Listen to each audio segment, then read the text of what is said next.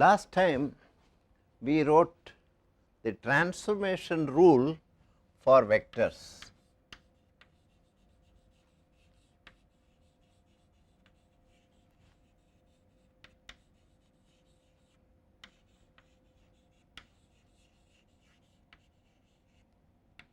In the following form, if A I prime are the components of a vector A in a primed coordinate system and A j are the corresponding components of the same vector in an unprimed coordinate system,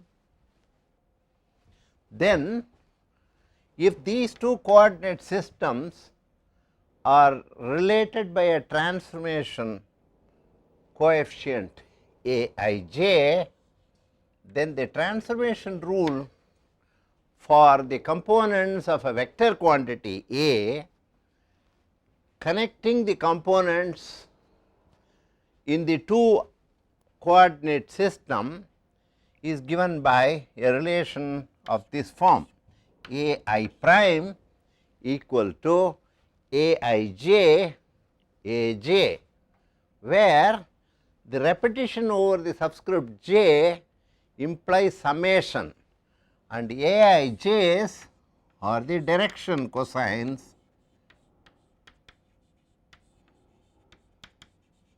of the coordinate axis in the primed system with respect to the corresponding axis in the unprimed system. So, this is the general transformation rule, and this immediately enables us to generalize the definition to tensor quantities of higher rank. For example, let T I j be the components of a second rank tensor. We saw last time that electrical conductivity, electric permittivity, electric susceptibility, these are all quantities which correspond to second rank tensors. So, let T I j represent any tensor T of second rank, where the subscripts I j run over 1, 2 and 3 in 3-dimensional space. As we have already seen, such a second rank tensor is something that connects two vector quantities A I and B j. A I and B j are the components of the vector quantities A and B in a given coordinate system, and this T I j gives you the connection between these two. For example, j equal to sigma E, where which defines the electrical conductivity, may be written in index form by sigma I j E j, where E is the electric field. So, sigma I j is the tensor quantity which relates j I to E j. So, this is a general form of such a tensor, and now we want to find how this transformation, how this tensor quantity T I j transforms under a coordinate transformation.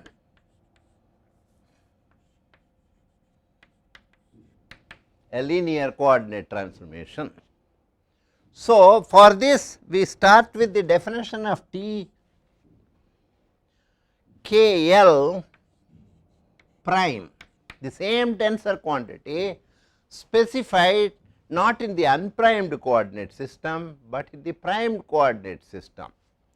Such a tensor quantity is obviously would be relating a similar would be following a similar relation in the primed coordinate system, namely a k prime equals t k l prime b l prime, where k l run over again 1, 2, 3.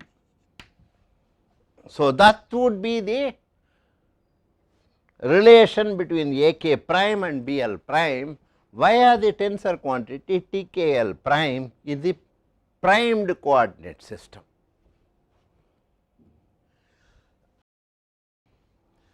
Now, we know that there is the transformation rule for a vector quantity. So, I know how a k prime and a I are related, a k prime. All that we do is change these dummy indices.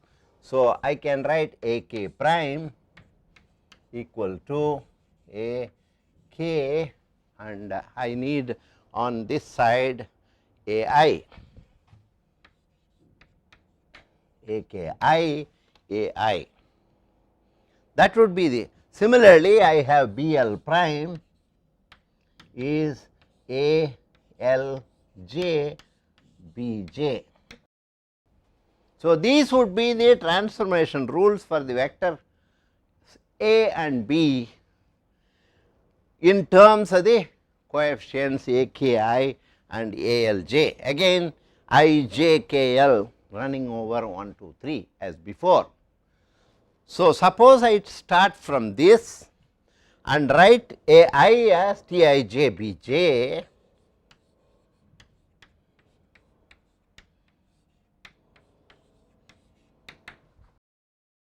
now from this I can write the inverse transformation as a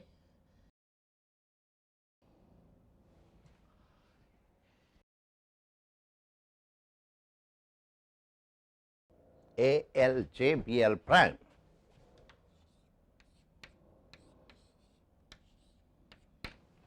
So, that I can replace this here and write a k I a l j T I j b l prime.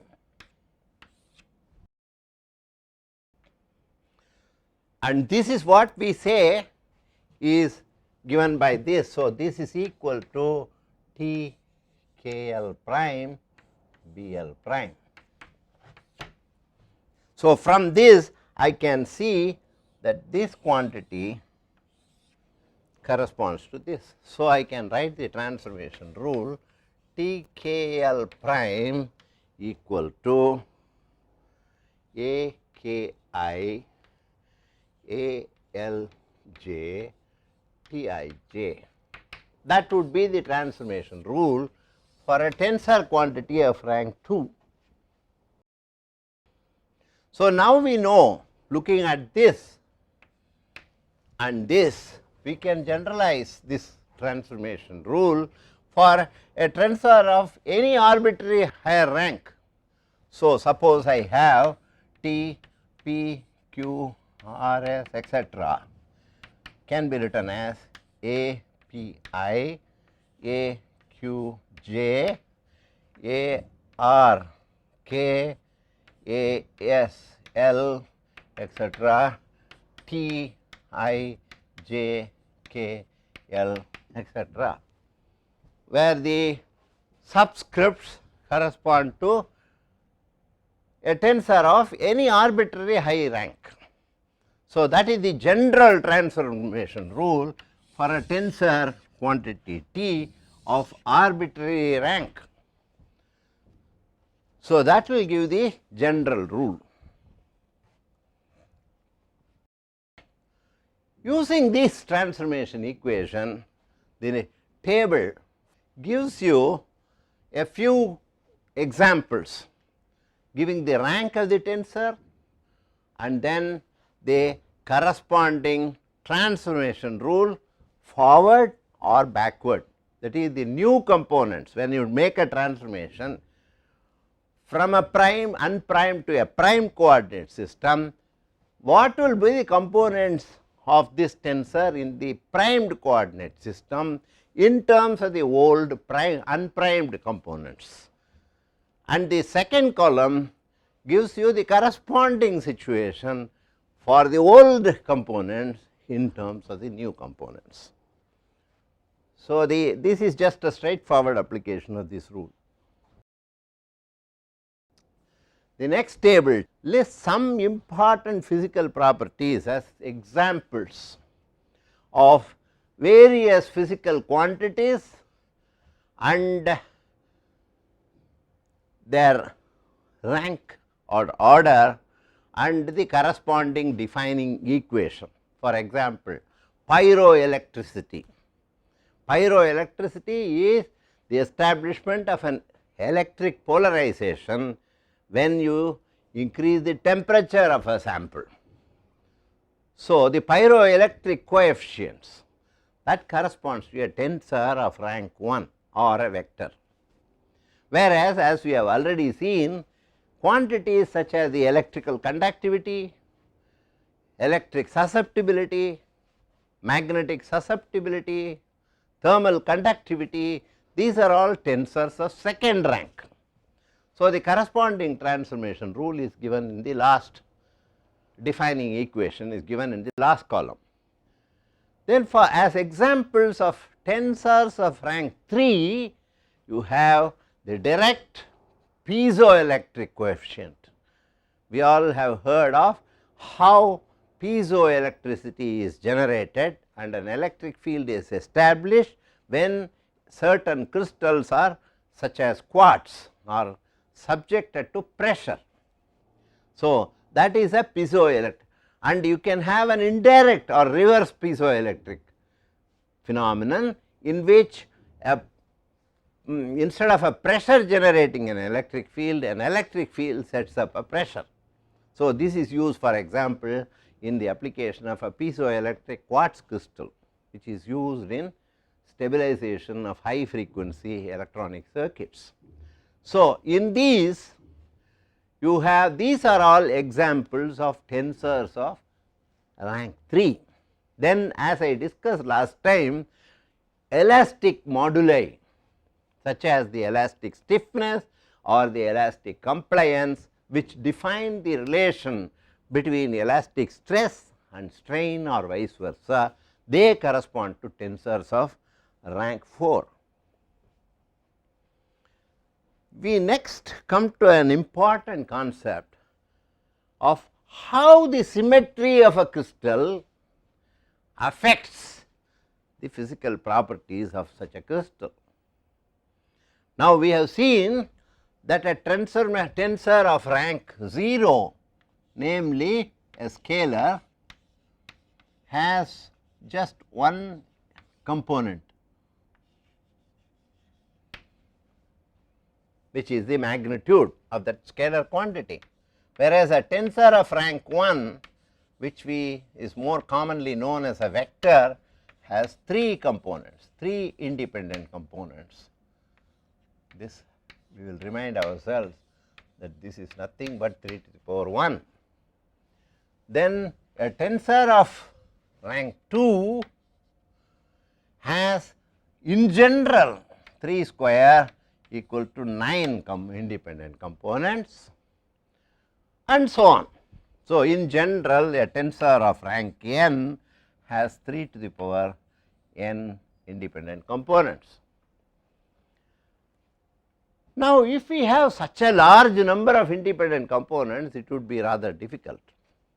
That is where the symmetry of a crystal enables us to deal with a much smaller number of components, independent components for a tensor, so that life becomes simple. This influence of symmetry on the number of independent components that a physical property may possess is governed by what is known as Neumann's principle.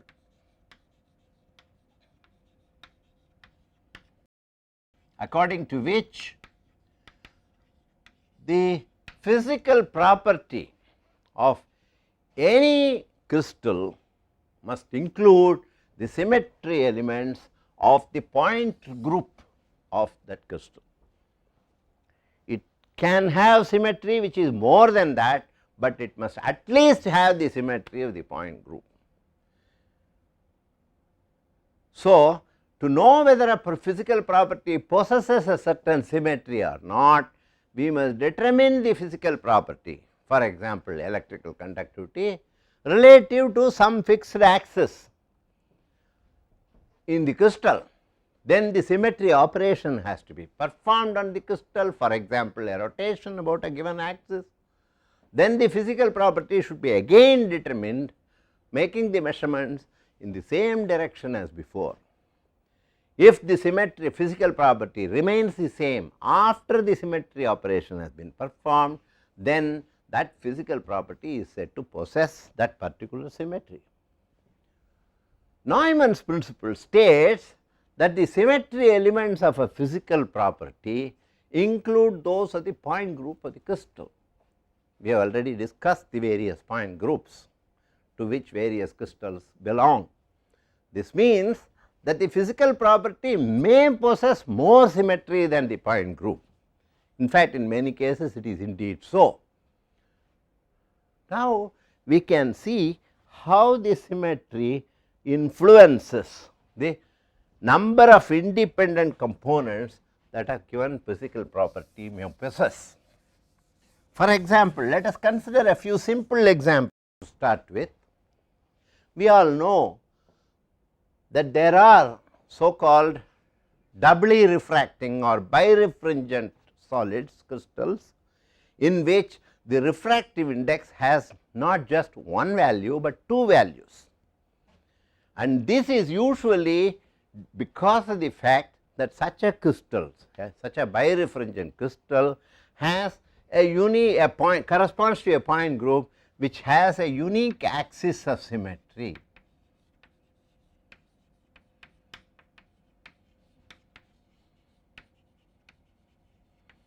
Which involves rotation about a particular axis. So, this rotation may be a two-fold rotation, a three-fold rotation, or a four-fold rotation, or six-fold rotation.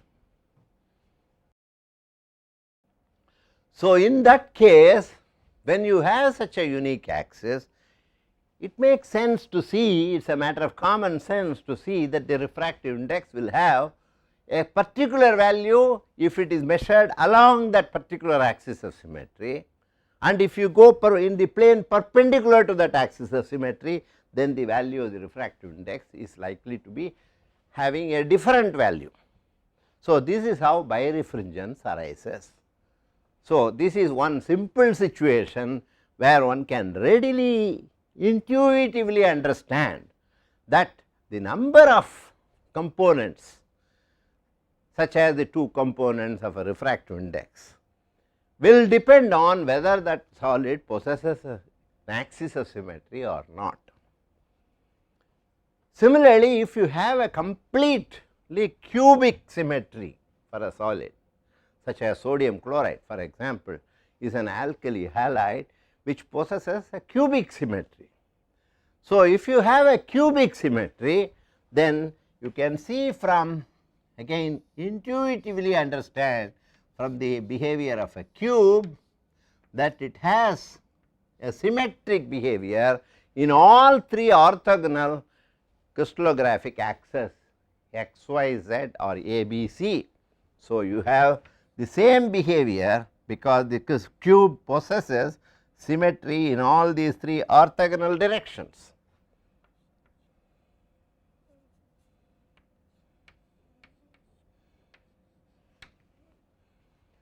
So, one can intuitively expect that the physical property which should possess the symmetry elements of this cubic solid should also have the same value along the three directions.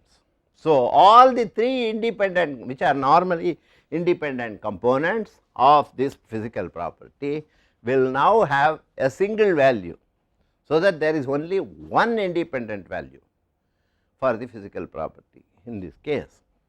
So, these are all matters where we can intuitively understand that the higher symmetry of a crystal will correspond to a reduction of the number of independent components that physical property may have. Next, coming to the electrical conductivity, sigma I j, which we will write out in full as sigma 11, sigma 12, sigma 13, sigma 21, sigma 22, sigma 23, sigma 31, sigma 32 and sigma 33. So, this is the array of 9 independent components for a tensor of second rank such as the electrical conductivity. But we can show that the electrical conductivity tensor is not just any second rank tensor, but it is a symmetric second rank tensor. In other words, sigma I j equal to sigma j I. If you apply the electric field in the direction j and measure the current density along the ith direction, you get sigma I j. But if instead you apply the electric field along the ith direction and measure the current density along the jth direction, you get sigma j I, and intuition again tells us that these two will be the same because of the symmetry with respect to the reversal of interchange of cause and effect. So, because of this, we can readily see that the component sigma 12 and sigma 21 and sigma 13 and sigma 31 and sigma 23 and sigma 32, they are all identical. So, that these 9 independent components really reduce to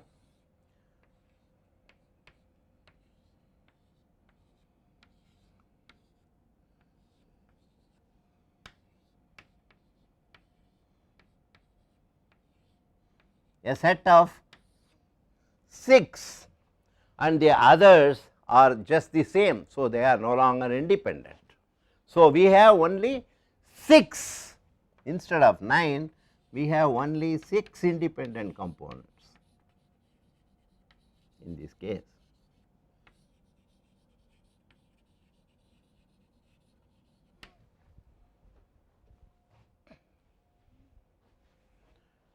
So, now this number still is high, but depending on the additional symmetry of the physical property, which includes the symmetry of the point group for the crystal, the number of independent components may get further reduced. For example, in the case of a cubic solid which we saw, we have all the components are the same and we have just one number.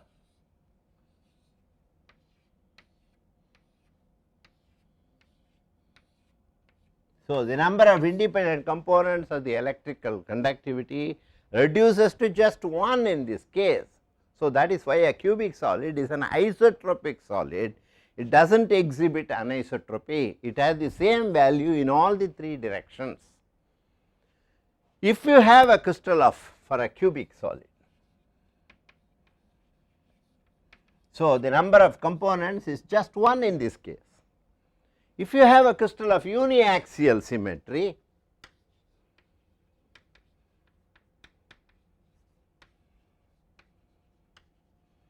and if the axis which is symmetric is taken to be the third axis, then we can readily see that the number of independent components will be just these.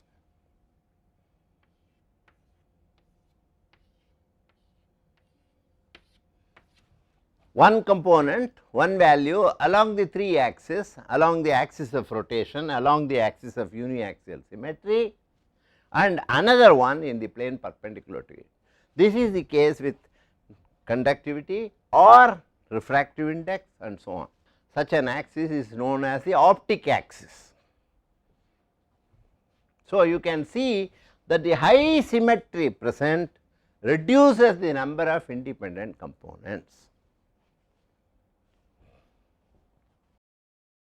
We can see this in a bit more quantitative way by the following discussion of this effect of symmetry.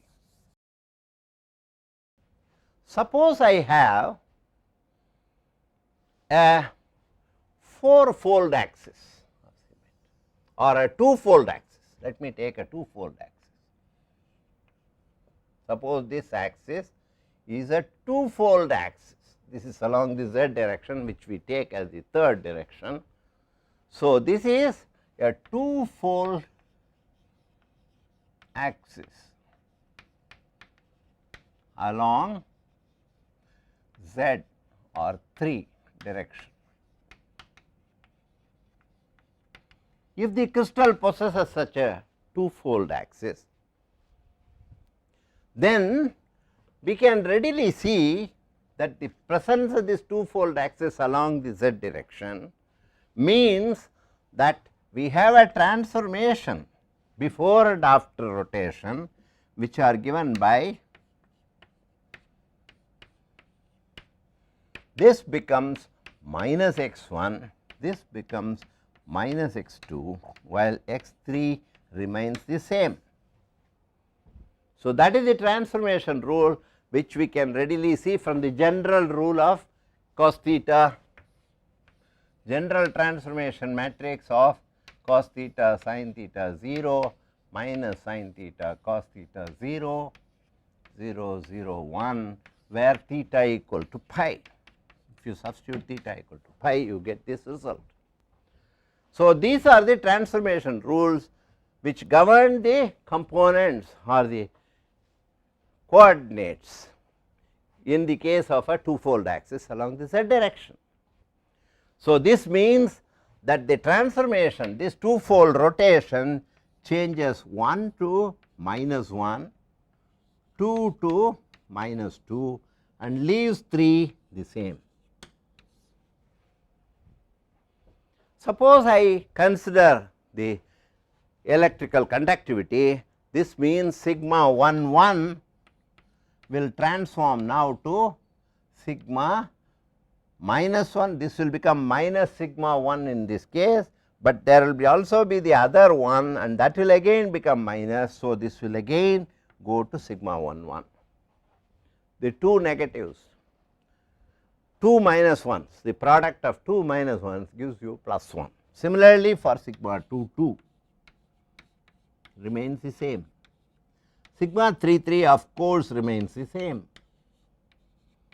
but if we come to things like sigma 1 2, again that will be the same, because both 1 and 2 become minus 1 and minus 2. Therefore, the product will again remain the same, but when we go to sigma 1 3, only 1 goes to minus 1 and 3 remains as plus 3. So, this will be minus sigma 1 3.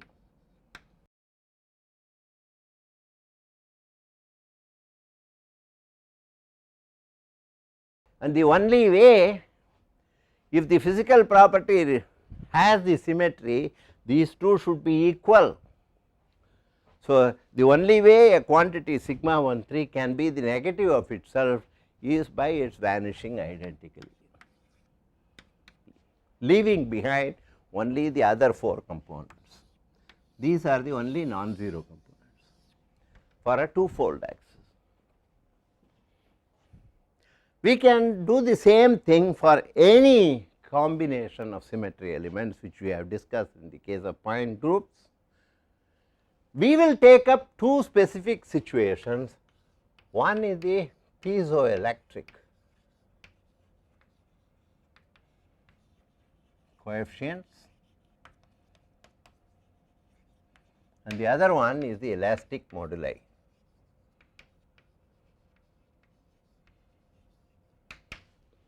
And examine in brief the consequence of symmetry on these.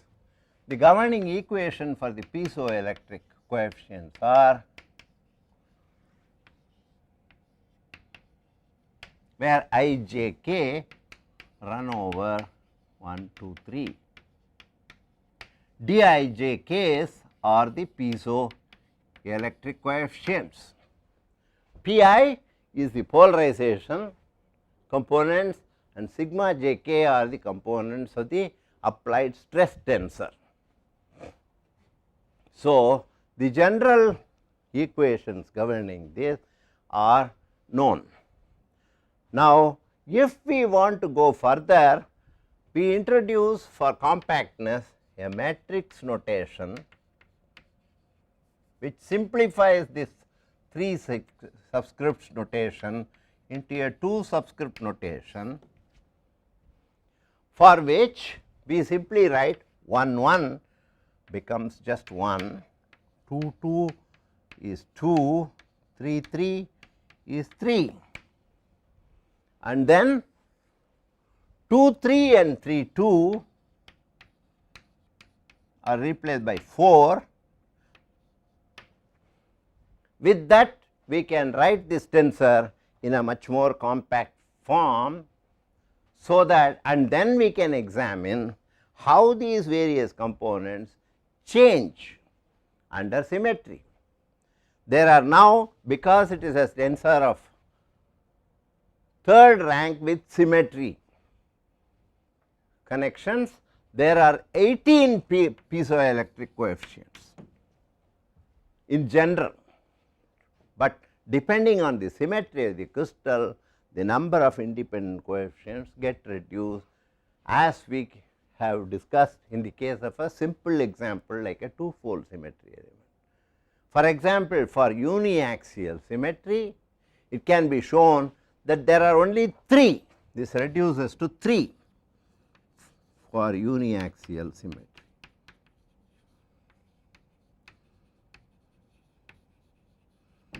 And this is what makes life somewhat easy. For example, piezoelectric transducers made of the ceramic PZT have such a symmetry that they possess one unique axis, and there are 3D coefficients, the piezoelectric coefficients, which are correspond to the so called longitudinal mode, the transverse mode and the shear mode. Similarly, when we come to elastic constants, this is a 4th rank tensor, and we have a relation like T I j equal to C I j k L sigma k L S k L, where these are the stress and strain coefficients, and there can also be a reverse relation correcting the strains to the stresses. So, defining the elastic compliance. Now, here again we can in general have 36, because this is a tensor of 4th rank, we can have 36 independent coefficients, which reduce to in the case of a cubic solid. So, there will be only 3 for a cubic solid. So, you can see that the symmetry can cause a considerable, a drastic reduction of the number of independent components which one has to specify in order to specify the components of a physical property. The main results of such analysis for tensors, physical properties corresponding to different tensors are summarized in the next table. But we will just mention that the number of independent components determine the number of quantity that one has to specify in order to completely describe a given physical property. So, one can in general, the custom is to specify the principal components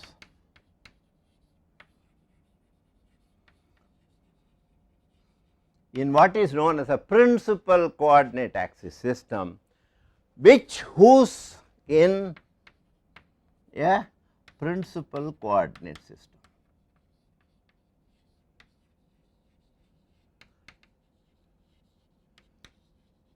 For example, for a tensor of rank 2, you have to specify the 3 components in the principal components in such a coordinate system, and the orientation of this coordinate system with respect to any other arbitrary coordinate system. So, this is how a second rank tensor is specified. So, this is we have now seen the effect of crystal symmetry on the physical properties in this lecture.